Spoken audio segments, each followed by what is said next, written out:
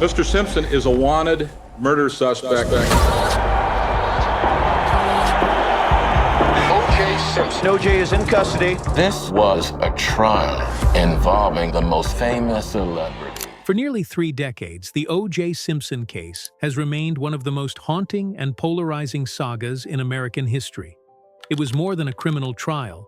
It became a national mirror, reflecting the divisions, obsessions, and contradictions of an entire generation. Yet, behind the cameras, behind the courthouse steps, and beyond the endless commentary, there were 2 young children who lost almost everything.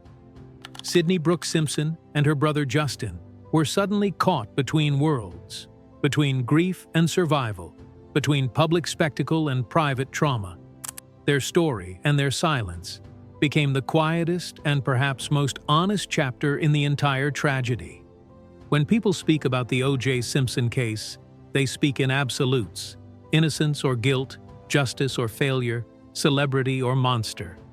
But the children who lived through it never had the luxury of absolutes.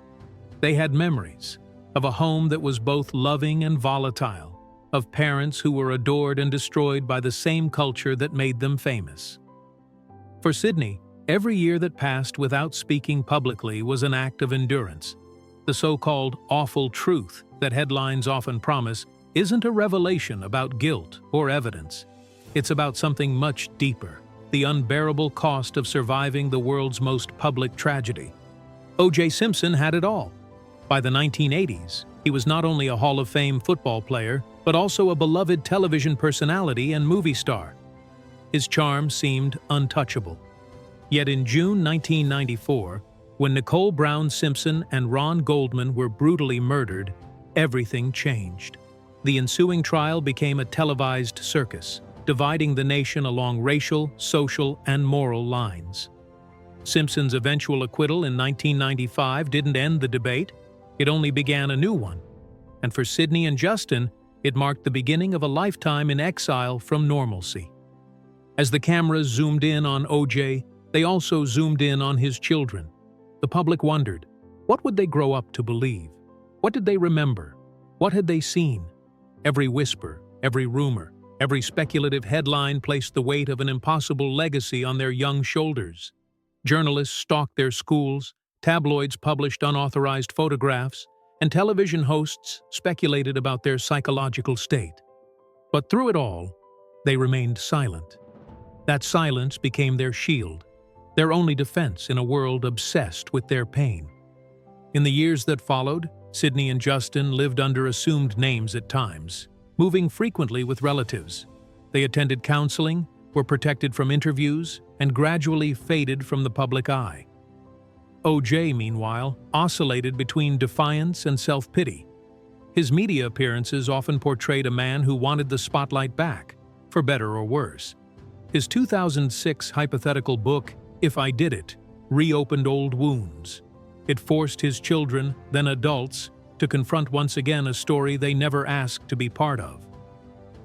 It was during this period that Sydney's quiet composure began to draw attention. She didn't write a tell-all or grant interviews.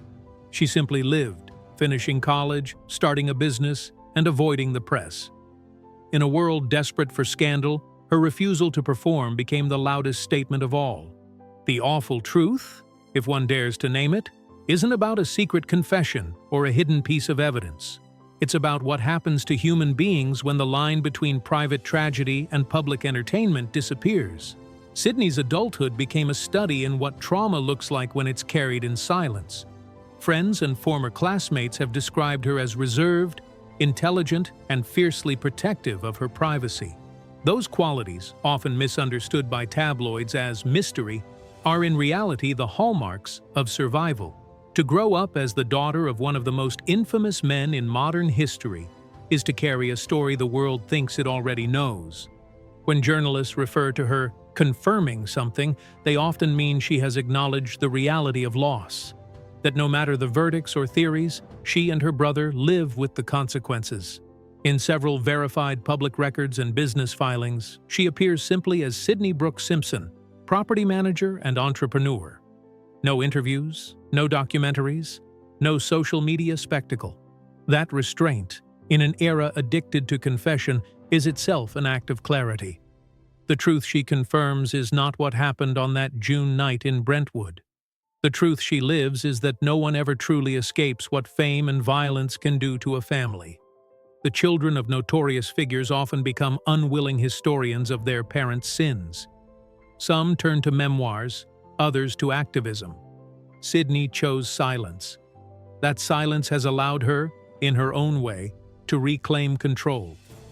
Through it, she reminds the public that trauma doesn't always lead to disclosure. Sometimes the most dignified response is refusal. There's a kind of honesty in that. The honesty of not feeding a machine that has already consumed too much. O.J. Simpson's later life continued to stir controversy. In 2007, his conviction for armed robbery and kidnapping in Las Vegas reignited debates about karma and accountability. When he was released in 2017 after serving 9 years, cameras once again trailed him. Yet the narrative had changed. America was older, more cynical, more self-aware about its appetite for spectacle. Simpson, once the face of heroism and scandal, now seemed like a relic from a different era, a cautionary figure rather than an icon. His children's absence from public commentary underscored that shift. The story no longer belonged to the media. It belonged to those who had endured it. Many psychologists who study the children of infamous individuals describe a pattern of generational silence. It's not simply avoidance. It's a form of survival. To revisit the past publicly would be to reopen wounds that never healed. For Sydney, keeping her distance may not be about defending her father or condemning him. It may be about protecting what remains of her humanity. In interviews given by extended family members over the years, a recurring theme emerges. The children are not defined by the case. They are defined by what they built afterward: careers, friendships, lives outside the spotlight. That quiet persistence in a world of noise is its own kind of truth. The public's fascination, however, never disappears entirely. Every few years, documentaries, dramatizations, and podcasts revive the case. Each retelling introduces the tragedy to a new generation, reigniting debates over guilt and race and justice. But within that endless repetition, the perspective of the children rarely appears. It's as if the narrative is too fragile to include their silence. Yet that silence, paradoxically, is what gives the story its depth. It reminds us that behind every sensational headline are real people who must keep living once the cameras stop rolling. The awful truth is not about a single act of violence. It's about the machinery of fame that turned that violence into entertainment. It's about a culture that demands closure where none exists. Sydney's life illustrates the human cost of that demand. She was only 8 years old when her mother died. She grew up watching the world dissect her family. And now, as an adult, she has chosen not to feed the endless hunger for revelation. That choice is both heartbreaking and admirable. It confirms, in its quiet way, that healing rarely looks like the justice we imagine. O.J. Simpson's story has been analyzed from every angle: legal, racial, psychological, cultural. But the personal dimension often gets lost. What happens to the children left behind when their parent becomes a symbol? How do they navigate the impossible duality of love and horror? In that sense, Sydney's silence becomes a form of testimony. It tells us that the human heart is not designed for global scrutiny, that there are truths too intimate to share and pain too sacred to monetize. There is also another layer to the narrative: the way the public continues to conflate privacy with guilt. Whenever a member of the Simpson family declines to participate in an interview or documentary, some corners of the internet interpret it as concealment. But to those who understand trauma, silence can also mean integrity. It can mean that some stories do not belong to the audience. They belong to those who live them. In a world where everyone is expected to broadcast their lives, Sydney's refusal is almost revolutionary. If there is a confirmation to be found in her choices, it's that fame, no matter how intoxicating, is a fragile illusion.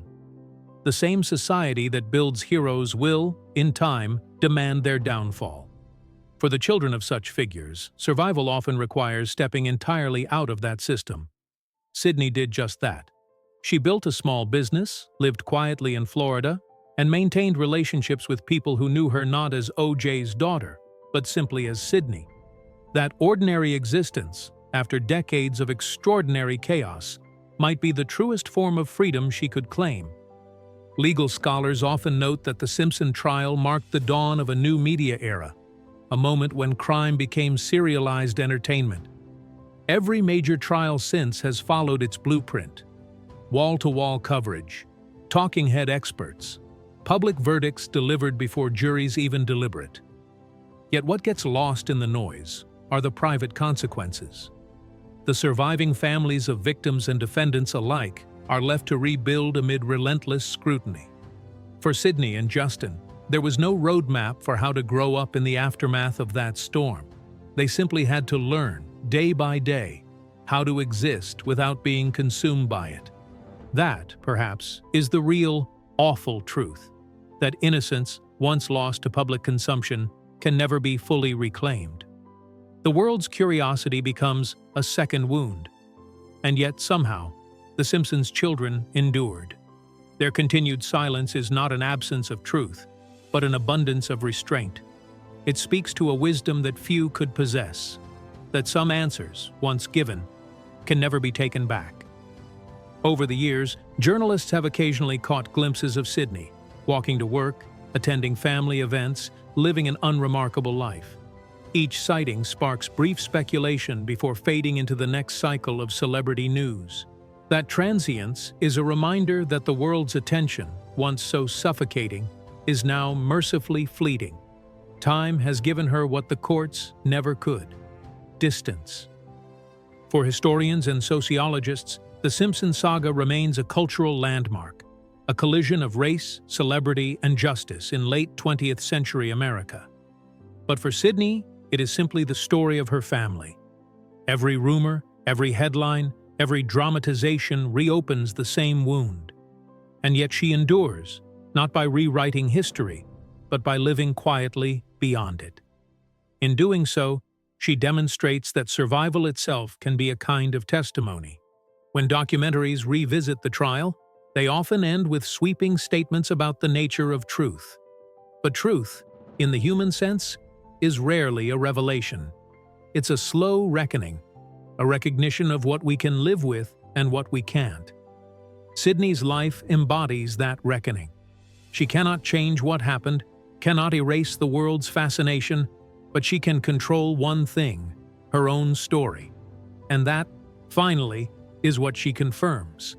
The power to define oneself does not belong to the media or to history. It belongs to the individual who chooses how to speak, or not to speak at all. In the end, the most devastating truths are not shouted from microphones.